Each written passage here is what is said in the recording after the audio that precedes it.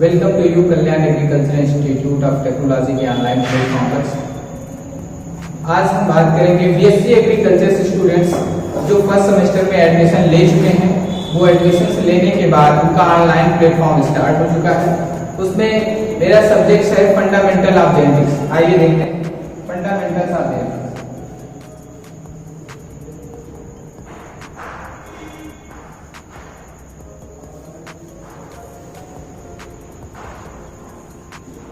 Fundamentals of genetics. Fundamental of genetics में हम एक बाद एक लेक्चर्स बनाते जाएंगे। सिलेबस जो है आपके YouTube पे पहले से दे चुका गया है, वो डिस्क्रिप्शन में है, उसको वहां से आप लिंक देख करके आप जो है पढ़ सकते हैं। चलिए आइए देखते हैं फंडामेंटल ऑफ जेनेटिक्स। जो जेनेटिक्स टर्म है वह विलियम बेटसन द्वारा दिया गया था। किसके द्वारा? विलियम बेटसन द्वारा सन 1905 में। सन 1905 में जेनेटिक्स टर्म दिया गया था। किसके द्वारा? विलियम बेटसन के द्वारा दिया गया था। तो ये जेनेटिक्स की हिंदी जो होती है वो होती है अनुवांशिकी। इसके अंतर्गत हम पहले पढ़ेंगे डिफिनीशन ऑफ जेनेटिक्स। आइए देखते हैं जेनेटिक्स की परिभाषा क्या होती है। Definition of genetics.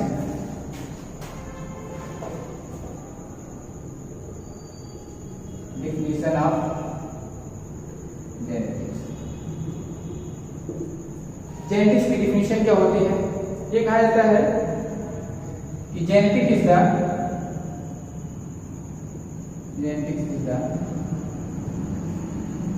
Branch of biological science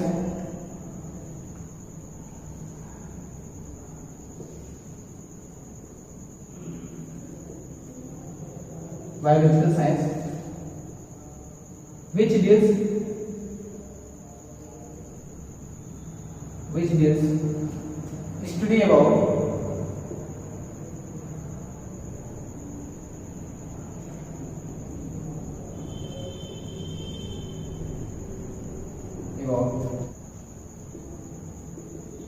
heredity and variation.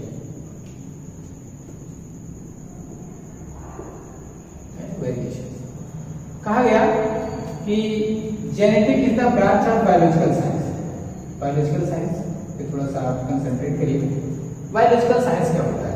Biology की परिभाषा आप जानते हो कि बायोलॉजिकल साइंस जो होता है, biology is the branch of science which deals about of living and organism. तो उसका ये ब्रांच है, किसका? बायोलॉजिकल साइंस का क्या ब्रांच है? कौन सा? जेनेटिक्स। जिसके अंतर्गत विच डील्स स्टडी अबाउट, जिसके अंतर्गत हम किसका? हेरिडिटी एंड वेरिएशन का अध्ययन करते हैं। या हेरिडिटी के स्थान पे आप इनहेरिटेंस का भी यूज कर सकते हैं। इनहेरिटेंस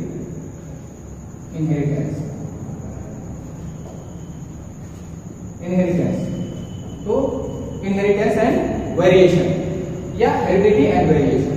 अब ये हेरिडिटी और वेरिएशन होते क्या है उसके बारे में देख लेते हैं, क्योंकि हम पूरे जेनेटिक्स में सिर्फ दो ही शब्दों पर ध्यान देते हैं। कौन कौन सा? Heredity and inheritance and variation. तो इनहेरिटेंस क्या होता है आइए देखते हैं।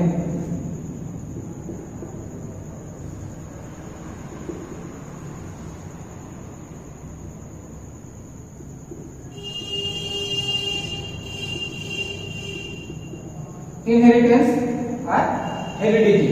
हेरिडिटी किसे बोलते हैं और इनहेरिटेंस किसे बोलते हैं? इसको देख लीजिए। The transmission of traits from parent to progeny offspring बोलते हैं।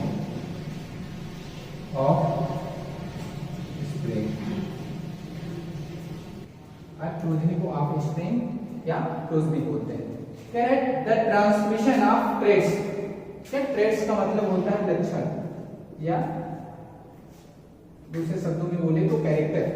तो the transmission of traits from parent to progeny, जो माता पिता के लक्षण या कैरेक्टर्स जिसको बोलते हैं, जो जीन द्वारा गवर्न होता है, उसका ट्रांसमिशन यानी कि पेरेंट से संतान में जाने की प्रक्रिया को क्या बोलते हैं हम लोग? इनहेरिटेंस और हेरिडिटी। क्या बोलते हैं? इनहेरिटेंस और हेरिडिटी बोलते हैं। तो transmission of traits from parent to progeny is called क्या हो जाएगा हमारा इनहेरिटेंस। तो एक शब्दों का हमने देखा इनहेरिटेंस और हेरिडिटी को एक्सप्लेन कर लिया। आइए देखते हैं कि वेरिएशन क्या होता है। वेरिएशन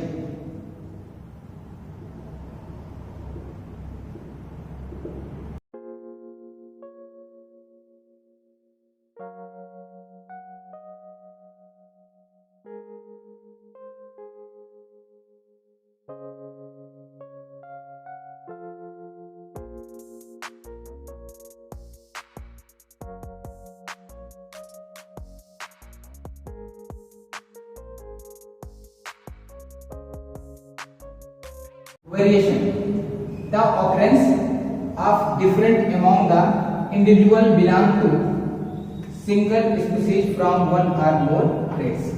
ये कहना है कि वेरिएशन क्या होता है, कह रहा है द ऑकरेंस उत्पत्ति होती है, ऑकरेंस मतलब उत्पत्ति होती है ऑफ डिफरेंट अमौंट मतलब विभिन्न प्रकार के, डिफरेंट मतलब विभिन्न प्रकार के individual belong to single species. कह रहा है कि एक सिंगल स्पीशीज से यानी कि व्यक्तिगत जो स्पीशीज है उससे उत्पन्न होने वाले जो संतान या प्रोजनी है उसमें वन और मोर ट्रेट्स यानी कि एक या अधिक लक्षण जो परिवर्तित होते हैं यानी कि डिफरेंट होते हैं उसी को हम बोलते हैं क्या वेरिएशन।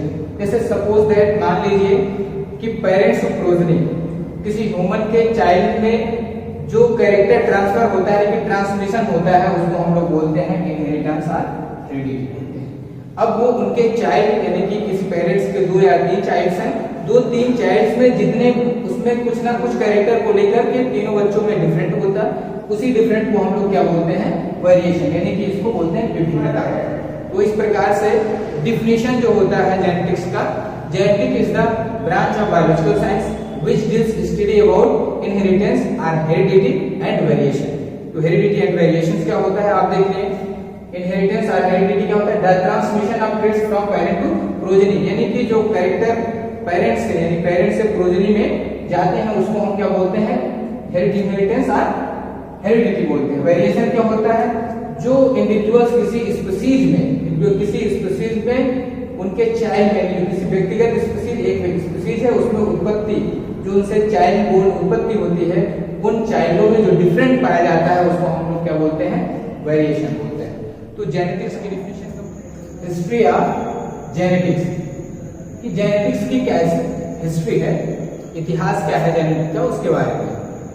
पहले के कुछ वैज्ञानिकों का मानना था, यह सर्वविदित है कि किसी भी जीव की उत्पत्ति जो होती है वह अपने से पूर्वजों से होती है, यह सर्वविदित था। लेकिन कुछ वैज्ञानिकों का मानना था कि कुछ जीवों की उत्पत्ति जो होती है वह स्वतः होती है, स्पॉन्टेनियस क्या होती है, स्वतः होती है। जैसे मक्खी, बैक्टीरिया, प्रोटोजोआ आदि, गुबरेला आदि ये जो ऑर्गेनिक जीव हैं इनकी उत्पत्ति स्वतः मानी जाती है। इस थ्योरी पे कुछ वैज्ञानिकों का मत था, जिसमें हिस्ट्री में पहले पॉइंट पे हम देखते हैं स्पॉन्टेनियस जनरेशन, स्वतः उद्भववाद। स्पॉन्टेनियस जनरेशन, स्वतः उद्भववाद पहले हुआ। उसमें कुछ वैज्ञानिक जैसे रेड्डी और स्प्लेंडानी दोनों लोगों ने इस पे वर्क किया। आइए बारी बारी से हम देखते हैं कौन कौन साइंटिस्ट कौन सा वर्क किए। सर्वप्रथम रेड्डी ने 1621 से लेकर 1697 तक उनका चर्चा किया, उन्होंने देखा। तो उन्होंने क्या किया कि कुछ मांस के टुकड़े लिए, किसके मांस के टुकड़े लिए और मांस के टुकड़ों पे कपड़ों को सहायता से इसको अच्छी तरीके से क्या कर दिए, ढक दिया। और ढकने के बाद जब मांस का टुकड़ा ढक दिया गया और वहां पर मक्खियों को नहीं पहुंचने दिया गया, इसको मक्खियों को यहां तक नहीं पहुंचने दिया गया। और फिर उसके बाद जब देखा गया मांस के टुकड़े जब सड़ गए और उसको जब उठा के देखा गया तो वहां पे किसी भी मक्खी का स्वतः उद्भव नहीं हुआ था, यानी कि स्पॉन्टेनियस जनरेशन नहीं हुआ था। तो रेड्डी ने साबित किया कि किसी भी जीव की उत्पत्ति अपने से पूर्ववर्ती जीवों से ही होती है। तो ये मक्खियों के बारे में जो है इन्होंने प्रमाण प्रस्तुत किया कि मक्खी का जो उत्पत्ति होती है वह स्वतः नहीं होती है। लेकिन फिर भी कुछ वैज्ञानिकों का मत था कि मक्खी का नहीं, बैक्टीरिया और प्रोटोजोआ का भी स्वतः उद्भव होता है। तो उसके लिए जो है कि सेकेंड एक्सपेरिमेंट स्प्लेंजानी, कौन? स्प्लेंजानी 1729 से 1729 में और 1799 से उन्होंने लिया ऑर्गेनिक मैटर। क्या लिया? Organic matter. ऑर्गेनिक मैटर्स को लेकर के उन्होंने एक फ्लास्क में रखा, ऑर्गेनिक मैटर को रख करके फ्लास्क में रखा और फ्लास्क को हीट किया। फ्लास्क को हीट किया जिसमें इसमें से पहले पूर्ववर्ती जीव थे वो पूर्ण रूप से मर गए और उसके बाद इन्होंने बॉटल को ठीक अच्छी तरीके से उसी सील कर दिया, इसको बंद कर दिया वो बॉयल करने के बाद। और यहाँ पर ना बैक्टीरिया और ना प्रोटोजोआ का आवागमन नहीं हुआ, जिससे यहाँ पर किसी भी बैक्टीरिया और प्रोटोजोआ की उत्पत्ति नहीं हुई। तो स्प्लेंजानी ने साबित किया कि बैक्टीरिया और प्रोटोजोआ की उत्पत्ति जो होती है वह पहले से पूर्ववर्ती अपने जीवों से ही होती है, ना कि स्वतः होती है। लेकिन कुछ वैज्ञानिकों ने इनके मत को कहकर टाल दिया, कहा कि हीट करने के उपरांत इसमें जो वाटर था वो हीट होने के बाद निकाला नहीं गया और जिसके कारण इसमें ऑक्सीजन CO2 ऑक्सीजन O2 ताजी फ्रेश हवा जो है कि इंटर नहीं कर पाई, जिसके कारण यह जो है कि मत सबने नहीं माना। तो पूर्ण रूप से आलोचना की गई इनके मत को, किसके? स्प्लेंजानी को। फिर तीसरे साइंटिस्ट आते हैं लुईस पास्चर। लुईस पास्चर सन 1822 से 1895 तक और टिंडल 1820 से लेकर 1893 तक। इनका एक्सपेरिमेंट इसी ऑर्गेनिक मैटर को बॉयल करने के उपरांत, इसी पे था, इसी ऑर्गेनिक मैटर को बॉयल करने के उपरांत इन्होंने इसको पूर्ण रूप से सील नहीं किया, बॉटल को, बॉटल के ऊपर कॉटन लगा दिया, यानी कि रुई कॉटन लगा दिया और जिससे कॉटन से ये O2 ऑक्सीजन ताजी हवा फ्रेश जो है कि इंटर कर गई, इंटर किया और बैक्टीरिया और प्रोटोजोआ अंदर इंटर नहीं कर पाए। और उसके बाद देखा गया तो यहाँ पर ना तो प्रोटोजोआ और ना तो बैक्टीरिया, किसी का स्वतः उद्भव नहीं हुआ, यानी कि स्पॉन्टेनियस जनरेशन नहीं हुआ। तो सर्वविदित किया गया, सर्वमान किया गया कि ये स्पॉन्टेनियस जनरेशन जो है कि पूर्णतः गलत है।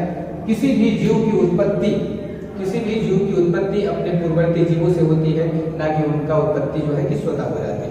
तो ये चार साइंटिस्ट आप ध्यान रखिएगा, क्योंकि चारों साइंटिस्ट के मतों के आधार पे कभी कभी एंट्रेंस बेस्ड एग्जाम में ये पूछा जाता है। तो सभी एक्सपेरिमेंट में फिर लुईस पास्चर को फादर ऑफ माइक्रोबायोलॉजी कहा गया, फादर ऑफ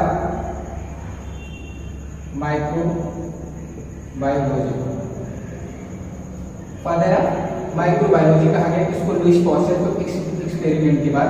और यह मान्य है थ्योरी की जो भी जीव की उत्पत्ति होती है वह अपने से पूर्ववर्ती जीवों से होती है, ना कि स्वतः होती है। आइए देखते हैं दूसरी थ्योरी।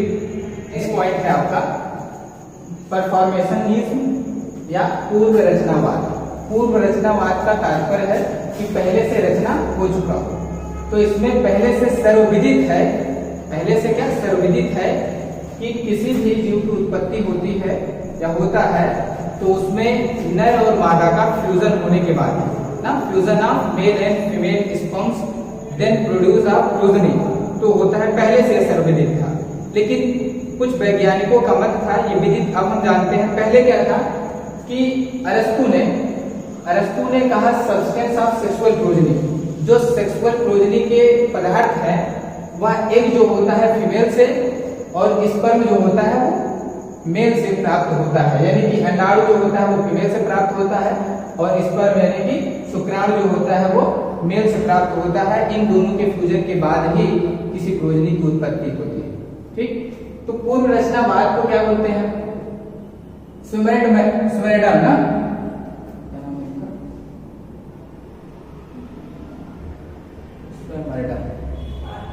दूसरे साइंटिस्ट हमारे हैं स्वेमेरडम। स्वेमेरडम ने कहा स्पर्म और एग यानी कि शुक्राणु अथवा अंडाणु में हर प्रकार से जीव, इसमें कह रहा है कि हर प्रकार से जीव किंतु अविकसित यानी कि अनडेवलप्ड जीव उपस्थित रहता है।